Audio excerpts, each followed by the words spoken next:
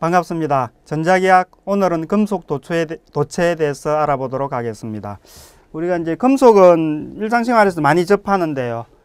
금속의 성질을 좀 생각해 본다면은 뭐 전기가 잘 통한다, 또 열도 잘 통한다, 또 이렇게 두드리거나 하면 잘 펴진다, 또 뭐 당기어서 이렇게 선으로 만드는 이제 펴지는 걸 전성이라고 그러죠. 또 이렇게 뽑아가지고 선으로 만드는 이걸 이제 그렇게도 연성이라고 그러죠. 그렇게도 연성도 풍부하다. 또 이제 뭐 기금속, 그건 감 나가는 게 있죠. 금, 은, 백금. 그런 이제 금속은 여러 가지 성질이 있는데 이제 오늘 전자기학에서는 금속의 이제 전도성, 전기가 잘 통하는 그 내용에 대해서 이제 집중해서 공부하려고 합니다. 이제 먼저 공부할 게 옴 법칙의 점형. 점형이 이제 포인트 폼인데, 이제 회로 이론에서는 이제 V는 RI 이런 이제 이미 알고 있는 옴의 법칙이죠. 이걸 많이 쓰는데, 이거는 이제 이렇게 물질이 이렇게 어떤 규정된 이렇게 모양을 가지고 있을 때는 이제 여기 전압을 걸고 거기에 전류가 얼마가 들어가느냐 하는 그 이제 비례상수에 비례되는 전류와 전압의 비례되는 그 값을 이제 저항으로 하는데, 이제 전자기학은 이런 회로 정형화된 이런 이제 모양을 가지지 않고 이런 물질에 대해서도 이제 많이 다루니까 이렇게 특정한 모양을 안 가지고 있는 이런 것 때는 포인트 폼을 많이 쓰죠. 이제 미분형이나 포인트 폼을 많이 쓰는데, 이제 이렇게 쓰면 이 물질 안에 그 물질의 요 한 성분을 물질의 성분을 그냥 표현할 수 있어서 좋습니다. 포인트 폼을 쓰면 이제 여기서 만약에 어떤 형태가 정해지면은 계산을 해서 이제 이런 형태로 만들 수가 있죠. 그래서 이제 점형을 먼저 배우고, 이제 모양이 정해지면은 이제 일반적으로 우리가 쓰는 V는 RI 할 때 그 R을 한번 구해 보도록 하겠습니다. 자, 먼저 이제 도체에서 전류가 흐르는 이제 이론적인 배경을 좀 설명하자면, 그냥 우리 회로에서는 전압을 걸어주면 전류가 흐른다 이제 그렇게 했는데, 이 도체 내부에서 좀 더 깊이 들어가서 어떻게 전류가 흐르는가 하는 것을 좀 알아볼 필요가 있습니다. 이제 도체에서 전류가 흐르는 것에 가장 큰 직접적인 영향을 주는 게 자유전자입니다.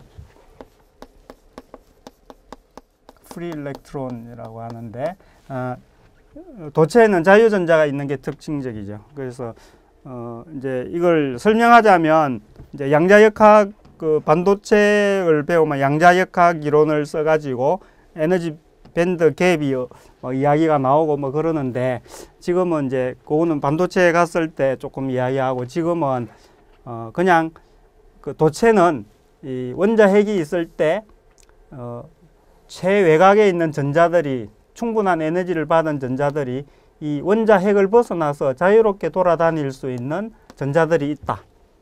이것을 이름하여 자유전자라고 한다. 자유전자는 전자 하나의 전하량인데, 이제 음전하니까 이렇게 되죠.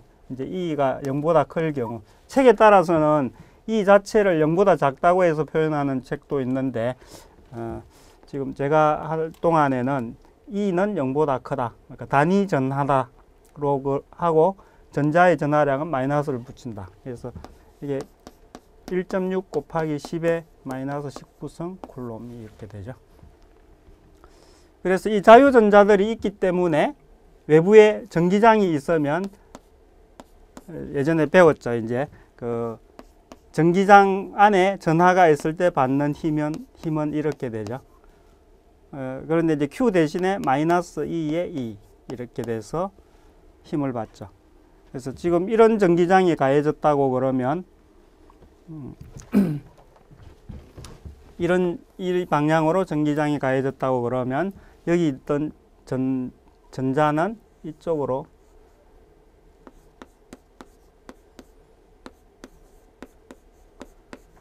전기장의 반대 방향으로 힘을 받아서 이동해 가겠죠.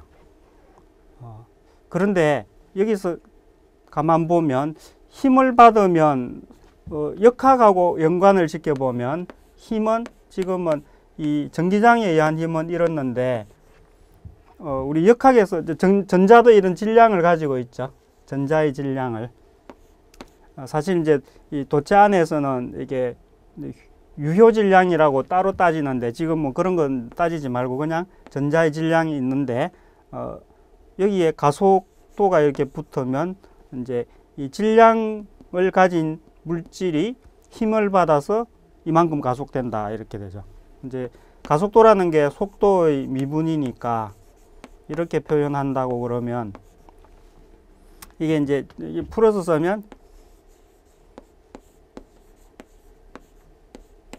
마이너스 m 2분의 2 이제 이렇게 되는 거죠. 그래서 이제 V는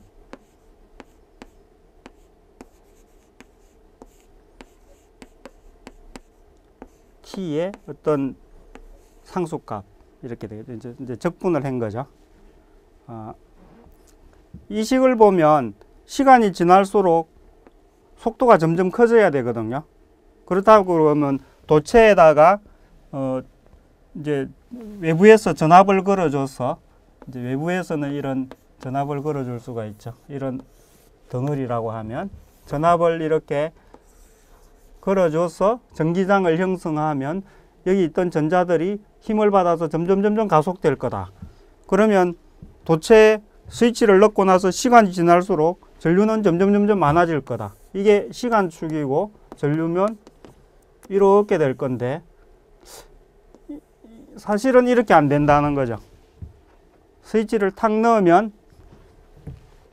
엄밀하게는 이제 여기 스위치가 이렇게 있다고 치면 스위치를 탁 넣으면 엄밀하게는 여기 아주 이게 과도 상태가 나오죠. 트랜시언트 아주 짧은 시간 동안 이렇게 됐다가 이렇게 조금만 시간이 지나고 나면 일정한 전류가 흐른다는 겁니다. 이 식으로 보면 안 그런데 왜 그런가? 그걸 설명할 수 있는 게 여기 이제 원자 핵들이 이렇게 있는데 이 자유전자가 전기장에 의해서 가다가 자꾸 원자 핵에 부딪히는 겁니다. 결정격자들이 있으니까 결정격자 레티스라고 그러는데 거기 계속 부딪히면서 가속되다가 부딪혀서 에너지를 잃고 다시 가속되다가 또 부딪히고 그게 반복적으로 일어나니까 어느 시간이 지나면은 빨라졌다가 멈추고 이제 부딪히고 다시 가속됐다가 멈추고 하니까 평균 속도를 가진다는 거죠. 그래서 평균 속도로 쭉 흘러가게 된다는 겁니다. 그래서 시간에 따라 전류가 계속 늘어나지 않고 짧은 시간 동안 약간의 이 트랜시언트 스테이트를 가지고 있다가 스테디 스테이트로 이렇게 간다는 겁니다. 자, 그런데 이제 금속 내부에서는 이랬는데 이제 좀 다른 상황은 어디 있으려냐면 캐소드 레이 튜브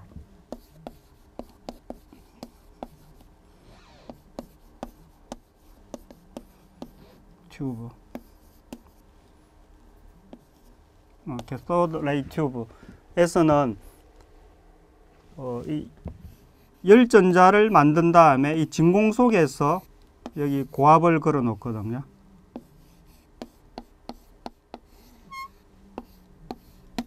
여기서 나온 이제 열전자 방출을 일으키죠. 여기서 나온 전자들은 여기 전압이 V면 이렇게 걸려서 마찬가지로 힘이 이런 힘을 받죠. 이제 여기 이제 전기장이 공간 쪽에 전기장이 이렇게 가해져서 이런 힘을 받는데 얘는 진공이기 때문에 부딪히는 게 없죠. 그래서